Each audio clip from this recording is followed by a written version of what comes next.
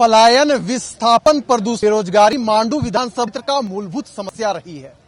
25 वर्ष हो चुके हैं झारखंड के, लेकिन अब तक इस विधानसभा क्षेत्र में इन समस्याओं का निदान नहीं हो सका है। फिर से एक बार विधानसभा का चुनाव हो रहा है, लेकिन इस बार आजाद समाज पार्टी की ओर से एक ऐसा प्रत्याशी मैदान में है जो अन्य प्रत्याशियों को नींद उड़ा चुका है, और इसका एक ही कारण है कि वह पढ़ा लिखा समाज से आता है। वह जानता है कि इस देश के साथ इस विधानसभा क्षेत्र की तरक्की कैसे हो। इस वक्त हमारे साथ डॉक्टर नजीर मौजूद हैं। मांडू विधानसभा क्षेत्र की अगर हम बात करें, 25 वर्ष हो चुके हैं झारखंड को बने, लेकिन इस विधानसभा क्षेत्र का जो हाल है कई वर्षों से बेहाल है। कैसे समस्या होगा? पहले कशिश जी, झारखंड जय भीम, जय मूल निवासी, जय बिरसा। देखिए, मांडू विधानसभा जो है एक खनिज प्रधा सभा है और काफी विकसित है, लेकिन यहाँ के लोग बहुत गरीब है। तो और ये गरीब होने का सिर्फ एक ही कारण है कि इन्हें सामाजिक भेदभाव और आर्थिक भेदभाव बहुत किया गया है। आर्थिक भेदभाव इसलिए किया गया है कि गरीब होते जा रहा है, नियोजन नीति नहीं बनी, स्थायी नीति नहीं बनी है, लड़कों के पास रोजगार नहीं है, लोग मजबूरन पलायन की तरफ बढ़ रहे हैं। तो मुझे लगता है कि काफी कुछ करना बाकी है मांडू विधानसभा में, और ये 40 साल उनको देने के बावजूद भी यहाँ के जनता के अंदर जो मतलब उबाल है, मैं वो जब मैं कदम रखा हूं तो वो दिख रहा है। नहीं तो आप बताइए कि पूर्व विधायक 40 साल से रहा हुआ, राजनीतिक पावर में रहा हुआ इंसान 4 महीने के लड़के से हर मंच में मेरा नाम, केतली का नाम क्यों ले रहे हैं, मेरा नाम क्यों ले रहे हैं? कहीं न कहीं उन्हें डर है कि जिस वोट देते, जिसे वो अपनी ताकत को आजमाते थे, अल्पसंख्यक की और दलित और SC ST की, आज वो उनके साथ नहीं है, इसलिए बौखला गए हैं। भीड़ उनके यहाँ 100-150 की मिल रही है। तो कहीं न कहीं मांडू विधानसभा ने तय कर लिया है कि इस पर बदलाव होगी, एक परिवर्तन होगा और एक नया विकास की परिभाषा लिखेगा। अच्छा, मांडू विधानसभा क्षेत्र में 6 प्रखंड है नजीर जी। सभी प्रखंड की अपनी कहानी है, अपनी बातें हैं। आप तो घूम रहे हैं, ऐसा कौन कौन सा विषय पाए जिस पर काम करना चाहिए, इन विषयों का समाधान इन प्रखंडों में होनी चाहिए? आपको कि सड़कों का हाल बेहाल है। अगर आप लइयों का क्षेत्र का भ्रमण किए होंगे तो सड़क को देखकर आप भी सलाम बोले होंगे, और मौजूदा विधायक को आप भी बोल रहे होंगे कि वाह क्या काम किया। बिल्कुल। देखिए, आपने बहुत जबरदस्त नस पकड़ा है मांडू विधानसभा की जनता का। टोटल मांडू विधानसभा में 1119 टोला है, और लगभग मैं 635 से 642 टोला के आसपास घुमा हूं, और उसी के बुनियाद पे मैंने अपना मैनिफेस्टो बनाया है। आपको यकीन नहीं होगा कि ऐसे ऐसे गांव मिले जहां पर लोग मुझे बोले कि यहां बेटी ले जाते हैं, इस गांव से बेटी देते नहीं है। सिर्फ कारण एक है कि सड़क पे सारी पानी जो अपने घरों की पानी होती है वो रोड पे आती है, यानी कि उन पे जो काम होना चाहिए, नाली का जो ड्रेनेज सिस्टम का काम होना चाहिए वो नहीं हुआ। मतलब ये आपको बात सुनने में हल्का लग रहा होगा, लेकिन ये बहुत बड़ी बात है कि कोई इंसान आके बोल दे कि मैं आपकी बेटी ले जाऊंगा, अपनी बेटी नहीं दूंगा इसमें, तो ये बहुत गंभीर सवाल उठाता है। दूसरा, आप देखेंगे यहाँ पानी की समस्या बहुत है, चाहे वो नेरकी का टोला हो, या फिर आपके 44 चहरी के पास एक 44 है, या आप चले जाइए कनकी पंचायत में हसनागढ़ा है, या आप चले जाइए पिपरा चले जाइए, हर जगह पानी की समस्या है। लोग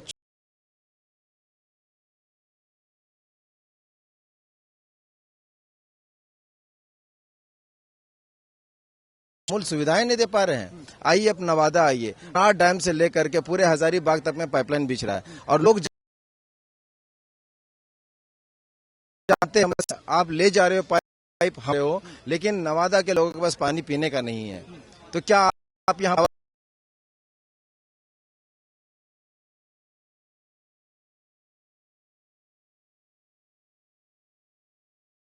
खोदने पर भी निकल रहा है? ऐसे केसेस में मुझे एक वाटर नहीं चाहिए ताकि आसपास के लोगों का पानी की प्रॉब्लम हो। बहुत समस्या है। आप आइए तो शिक्षा के लिए कॉलेज नहीं है, कोई लाइब्रेरी, पूरे मांडू विधानसभा में कोई लाइब्रेरी नहीं।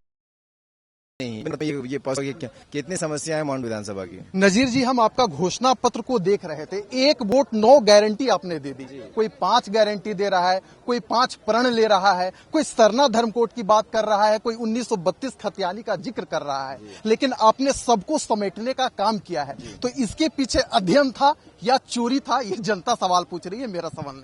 देखिए, ये पूरा अध्ययन है। मैं तो अभी भी चैलेंज करूंगा कि मैं जितने पंचायत और गाँव का नाम जानता हूँ, अगर जो हमारे विरोधी हैं, जो राजनीतिक विरोधी हैं, अगर वो उस गांव का उतना नाम ले ले मेरे सामने तो मैं मान जाऊंगा। मैं जितने पंचायतों में घुमा उतना नाम ले ले तो मैं मान जाऊंगा। मैं ऐसे ऐसे गांव गया जहां पर लोग तो कोई जानते ही नहीं कि हमारा विधायक कौन है।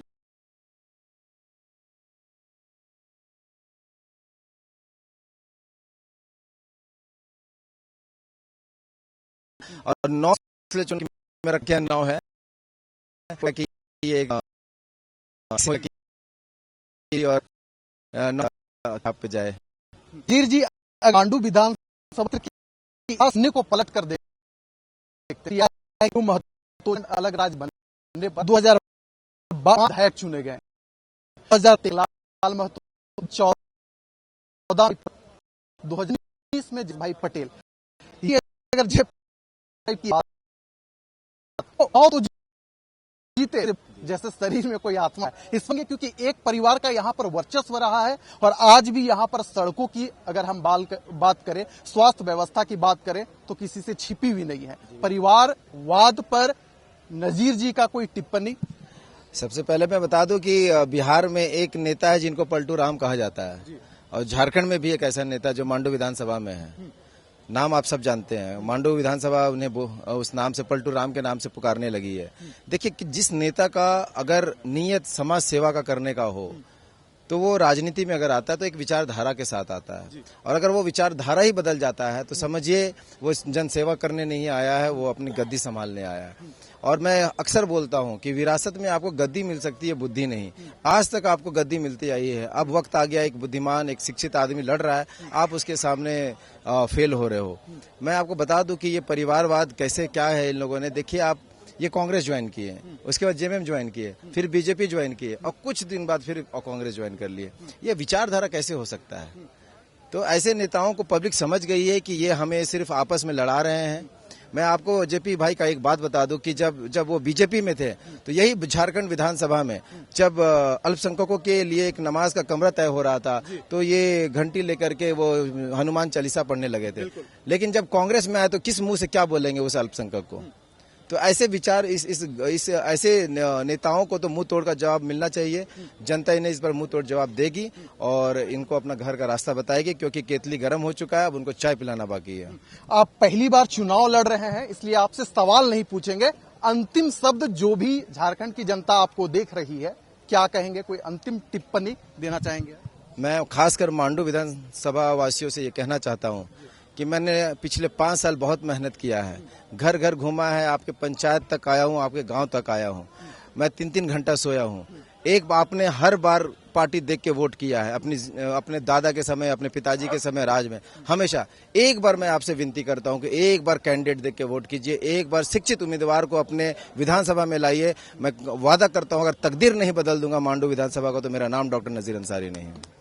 डॉक्टर नजीर अंसारी को भीम आर्मी का भी समर्थन मिल रहा है। उनके जो प्रदेश अध्यक्ष हैं इस वक्त हमारे साथ मौजूद है। कैसा समर्थन, क्यों समर्थन? अंतिम प्रश्न आपसे रहेगा।